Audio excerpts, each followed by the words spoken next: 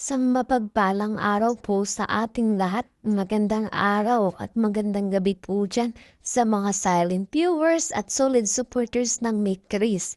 Nigalap shoutout po at kamusta po kayo? Sa iyon may panibago po tayong pag-uusapan at tatalakayin ngayong araw mga kalingap.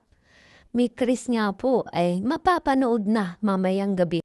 Marami nga po tayong aabangan sa mga kaganapan dito sa Mikris mga kalingap at kalingap ni Koy panibagong panimula sa kanyang buhay at naglabas na ng kanyang saloobin. Ano po kaya ito mga kalingap? Yan po ang ating pag-uusapan mamaya lamang. Pero bago po yan, kung bago ka pa lang po sa aking munting YouTube channel, pa-like, share, and subscribe na rin po at pakipindot po ng notification bell para lagi po kayong updated sa aking i-upload na video. At paalala rin po, bago po tayo magbigay ng ating mga komento at opinion, tapusin po muna natin ang kabuuan ng video. Nang sa ganon akma po ang ating i-comment mga kalingap. At lagi ko rin nga pong hiling sa inyo, suportahan po natin ang mag-ama na matubang at napakaganda nga po yung ipinapakita nila sa atin. Mga pagbibigay saya at tulong sa ating mga kababayan suportahan po natin at imaraton mga kalingap. Nang sa ganon nga po marami pa po silang matulungan, lalong-lalo na nga po dan yung mga kapos sa pangangailangan mali nga po nila. At syempre, suportahan din po natin ang kanilang may bahay na si Ate Edna Vlogs at Jackie Tapia. Huwag po sana tayong magsasawang sumuporta mga kalingap. See you on po mga kalingap, balik po tayo sa ating pag-uusapan.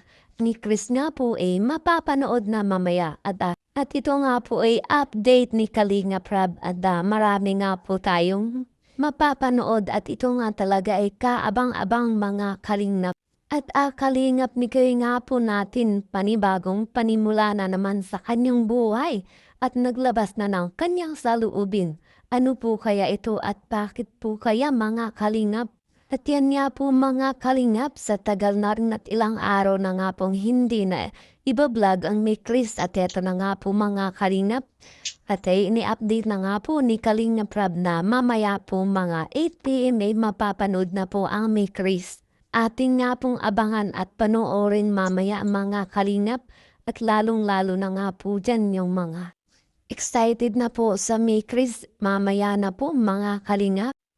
Pero bago po yan mga kalingap, pag-uusapan po natin itong patungkol nga po kay Kalingap Nikoy at ano nga kaya ang kanyang saloobin mga kalingap. Nga po, update na rin. Bakit parang malungkot ka? Actually, stress lang po. Stress lang tayo kasi yun. Nasira po yung bahay namin. Yung bubong, ilang mga kagamitan nabuhusan ng tubig even yung bagong TV namin nabuhusan ng tubig pero hindi pa naman napapagana since wala pa nga pong kuryente. Mga kagamitan, mga sofa, basa po, butas ang bubong namin, as in butas. Sira na. Pinasok po kami ng tubig gawa ng nilipad. 2 yero namin yung nilipad. Kakaano ko lang last June, netong June lang kakapagawa ko lang ng bahay kaso medyo nainis. Medyo nainis po tayo kasi hindi pala maayos yung pagkakagawa ng bubong. Sinigurado ko na sana na pinapalitan ko ng bubong para nga sa mga darating na bagyo hindi na katulad dati na tumutulo po or kahit sa mga ulan na darating. Thank you po Aris. Salamat po sa pakulay. Yun po sa para sa mga ganitong unos na darating, pinabaguhan ko na po yung bubong namin pero hindi pala maayos yung pagkakagawa. And nangyari mas naging malala pa yung kinalabasan kasi dahil hindi maayos yung pagkakagawa, mas lalo tayong mas lalong naperwisyo tayo ng pero yun, hindi naman din natin kasi nga signal number 5 sobrang lakas po, as in. Si Mama Ellen okay naman po. Si CJ Yun, nakapag-update na rin naman tayo kay CJ.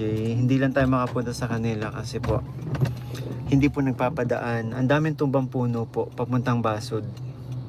Sinubukan ko pong puntahan pero hindi pa ang dami pong tumbang Okay po, safe naman si CJ. Family ni CJ safe naman. So yun naman po pala mga kalingap, ang ating kalingap ni Koy ay nai-stress nga po ngayon dahil nga po sa nangyari sa kanyang bahay. At yun nga po ay nasira nung bagyong uwan.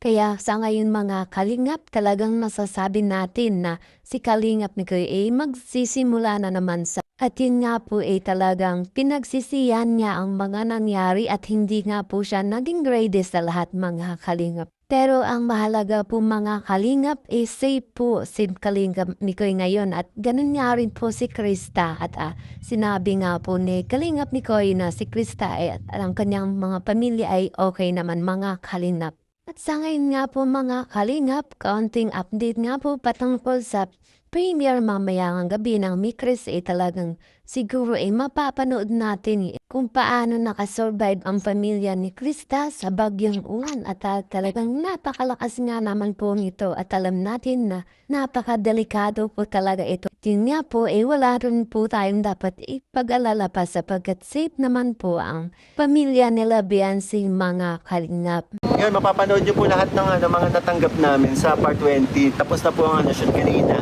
And napaka-successful. Yun nga, may mga parting hindi nakisama ang panahon pero Hindi tayo nananakit, mabait tayo. Pero masasabi ko talaga sa inyo, abangan po ninyo ang part 20.